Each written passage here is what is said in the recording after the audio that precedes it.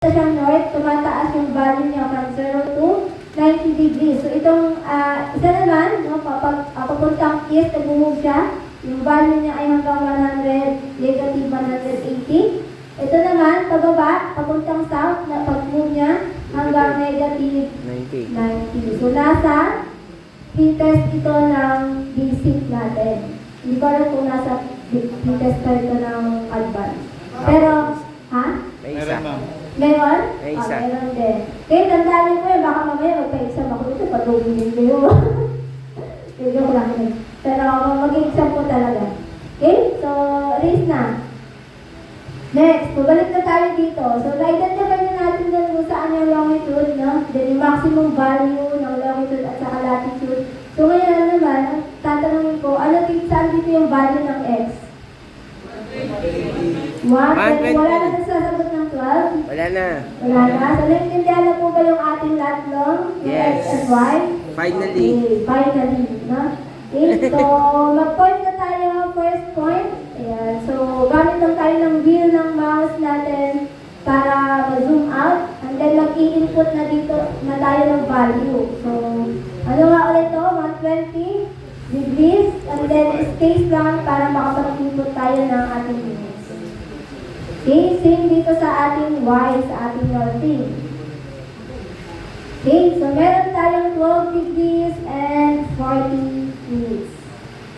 Okay, double check po natin yung ating value, no? 120 degrees, 45 minutes, then 12 degrees and 40 minutes. Kapag okay na siya, ayan. So, ito pa, no? Isa pang tip kung bakit ang ginawa ko kanina. Diba, nagtanong ako kanina kung ano yung una natin gagawin bago tayo mag-ref. May sumagot na mag-create muna tayo, lagay tayo ng points, no? Pero sabi ko, before ako maglagay ng points, set ko muna yung aking transformation settings. So, bakit ko siniset? Para hindi na ako maglagay dito ulit ng CRS. Isang beses lang ako maglalagay. Kasi minsan, no, ang default kasi ng ating QGIS na CRS niya ay naka-WGS84. Bakit WGS84? Yung dito niya. Kasi yun yung geocentric geocentric dito natin. No? Hindi lang Pilipinas ang gumagamit, no? Yung kahit saan ka pa sa mundo. Kahit saan ka pa, no? Hindi lang sa Pilipinas.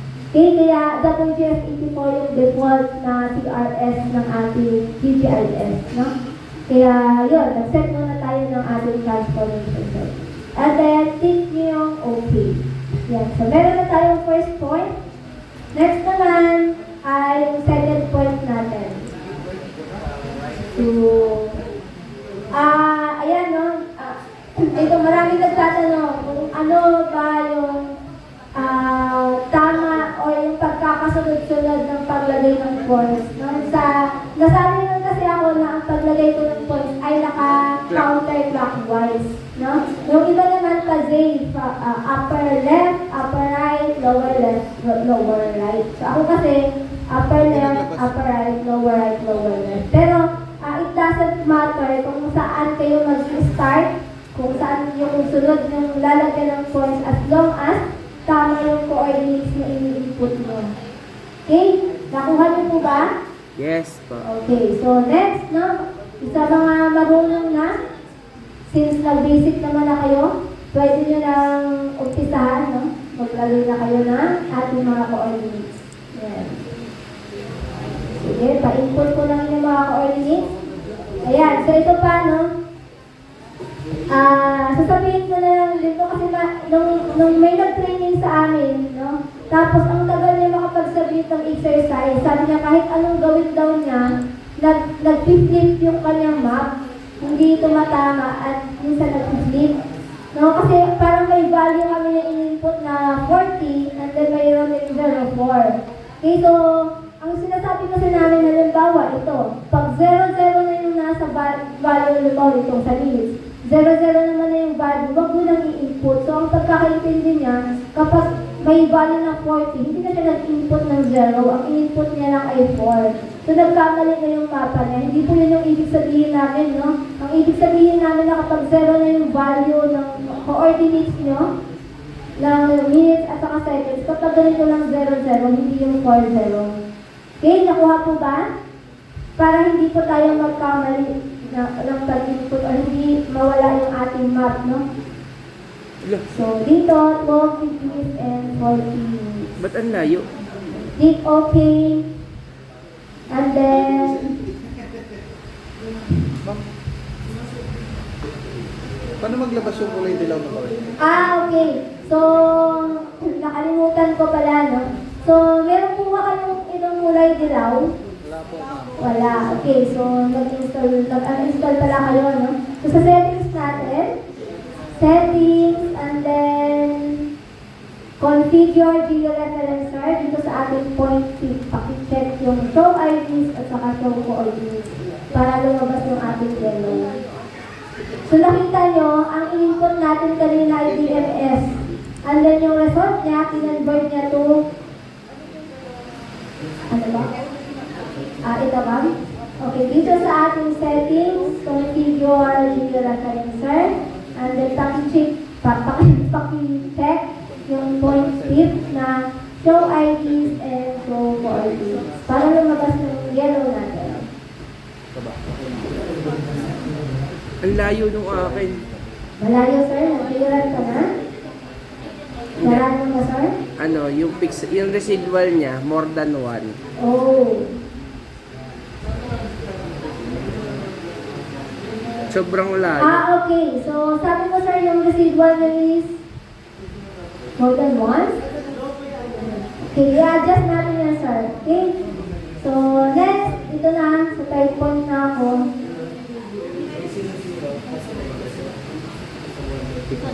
Di ba ano? In 121, and then 12, 13. Okay.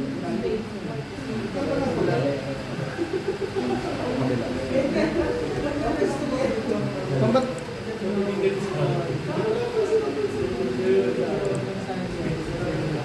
120, Ano kasi 45. yung picture mo? Yeah. Bakit ba yung akin maliit? Yan. So, tapos na ako maglalagay ng control points. May mali pala ako. Then, ilalabas ko na yung aking GCP point. ma'am, Yan. yung residual, walang ano ma'am, walang value yung ano yan. Wala? Yung DY pixels, tapos ano, Naka-NA. Ilan po yung points? dalawa pa lang. Dalawa. Hindi pa po yan magkakaroon lang yan tag, nakatatlo or apat. Okay? So, ang maximum, ang minimum kasi na points kapag polynomial 1 yung gamitin natin is 3 GCP points or 4. 3. Okay na pala. Nagkamali ako input. Gusto ko 0 talaga. Walang sa airline sa'yo.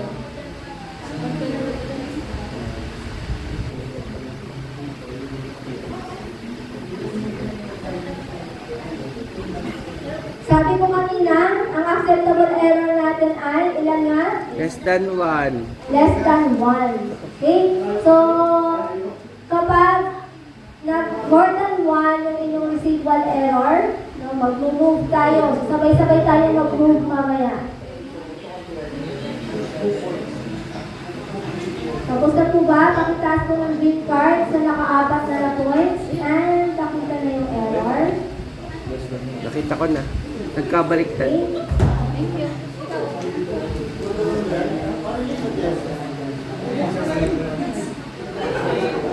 Ma'am, paano makita yung properties sa baba ma'am? Yung Yung? GPT table. Punta tayo sa view, then panels, GCP points. Para makita natin yung GCP table, ano po siya sa view, and then panels, and then GCP table. Yan.